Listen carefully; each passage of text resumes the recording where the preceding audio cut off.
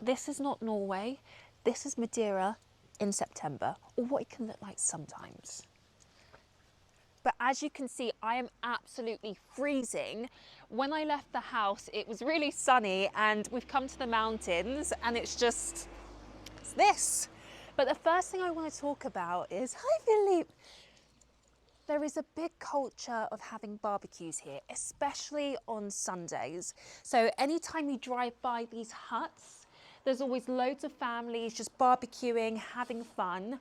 I want to try it myself, but if I'm honest with you, I don't know how to really grill my own espetada, so I don't fully trust myself, but it's on the list. This leads me on to my first tip, or our first tip. Always bring a warm pair of clothes with you and just stick it in the back, because you can never really guess whether it's going to be sunny or rainy. Or Philippe's very happy about this tip, as you can see. But yes, change of clothes. I have been at the beach quite a few times and it's just started raining out of nowhere. And again, I say this in every video, microclimates. Next tip. Sorry, that was too far. I got carried away. The power went to my head. So we're clearly not in a market, but the next tip is that market that everyone's going to in Funchal. It is amazing for pictures, very beautiful, but you are being scammed, like ripped off. Every local will tell you, do not go there. Instead, you can go to Santana, Estreito Market, or you can even stop for the local guy who sells the fruit and veg outside of his van. Also, I've noticed that a lot of fruits to tourists are marketed as like exotic.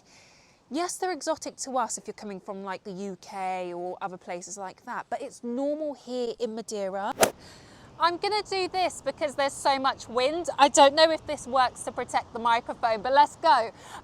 Do not trust Google Maps, okay? If it gives you a route and it says, look, it's loads of hairpin roads and it will be shorter distance, do not do it. You will end up on the side of a cliff down what should be a one-way road, but is weirdly enough a double. Just be safe, but take in all the beauty. Like, Madeira is amazing.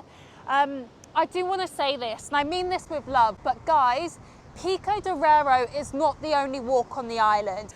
Okay, this is a bit of a dangerous hike, so don't use this as an example, but there are so many beautiful trails on the island. Don't just stick to Pico de Rero. And what's the other one?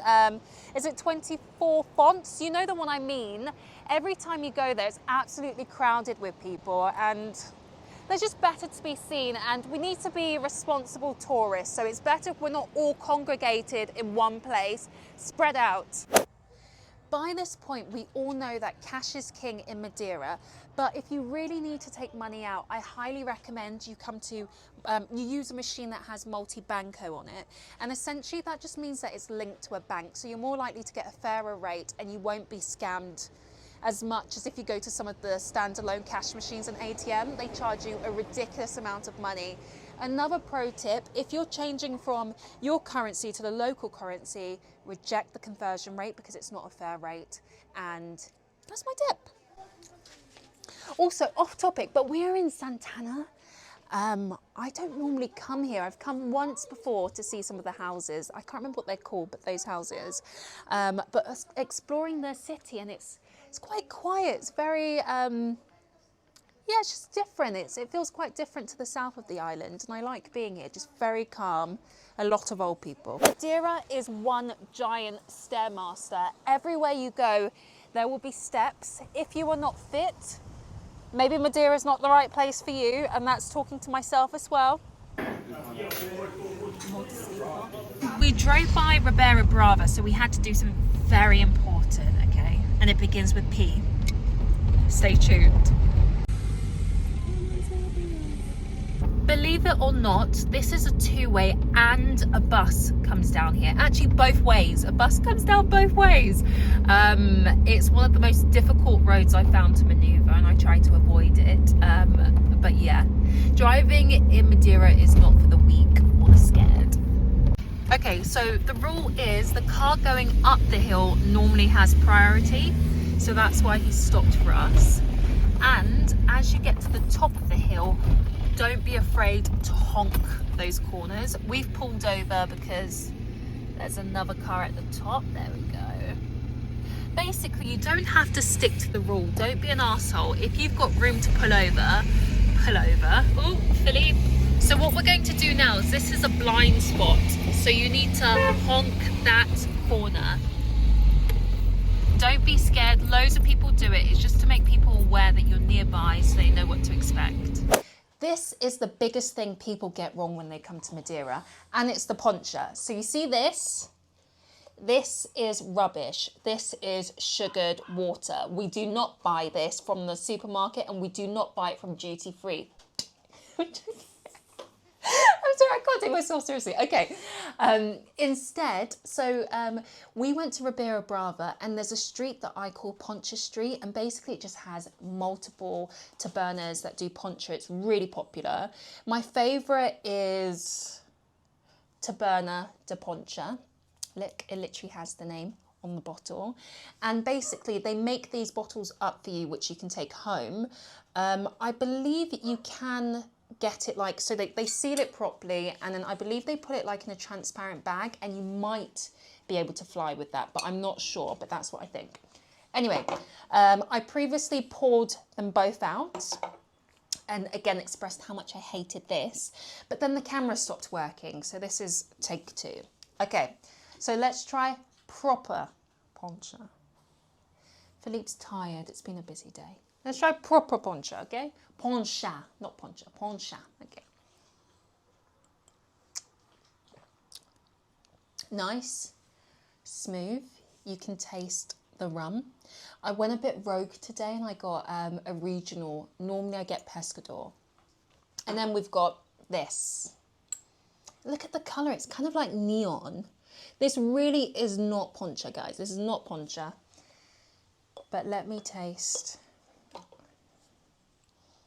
Smells very sweet, but like, you know that fake citrus smell, like ice poles when you're a kid. It tastes even worse. It's you know when your mum would get you the off-brand lollipops, like the really cheap one, and it just tastes synthetic and fake. I mean, I'm still going to drink it because we don't waste alcohol in this house, and I think this might have been like €3. I've had it in the house for a while. I don't know why, but I've had it in the house. But instead, did I show you, this was €25. 25. So I highly recommend this. I think it has to be drunk within like a week, but that won't be a problem. But again, just buy the proper poncha, support local businesses. Do not buy this crap from the supermarket. It's not poncha. I'm on a roll and have more tips to give. Well, to be honest with you, my knowledge is very limited, but this is fun. Okay, so we decided to leave the house and go for some hot chocolate, or chocolate quinta. Portuguese speakers, please, how do I order this hot chocolate? It's quite hit and miss. Sometimes I get that, and sometimes I get like I think it's chocolate milk that they warm up. But anyway, this is really nice. I love this. Please, how do I ask for it? If you weren't raised in the countryside, then this might shock you a bit, but it's quite common, well, common in the mountains and the back roads, to encounter cows, sheep, even the occasional peacock, which was really fun. There was a massive novelty around it. I was obsessed. You may be wondering why I'm showing you a video of a gecko, and to be honest, I went through my camera roll and I've recently deleted everything, and I didn't have that many like videos or footage of animals. So here you go, here's a gecko, but you get what I mean. This is a tip that probably applies in every single country, but when you're exiting the airport, do not use the yellow taxis. They're very expensive. Instead, you can take the Aerobus, which is €6.50, which takes you into Funchal, or town if you're feeling a bit fancy. I don't actually normally use yellow taxis unless I'm in town, Funchal. Then I will sometimes get into one, but that's only because I have Philippe with me and it's easier to kind of communicate with the drivers and see if they will allow him in their taxi cabs. Normally I use Bolt. I find it so much cheaper, like I'd say even less than half the price. So that's my top tip. All right, ciao, bye. You haven't even started.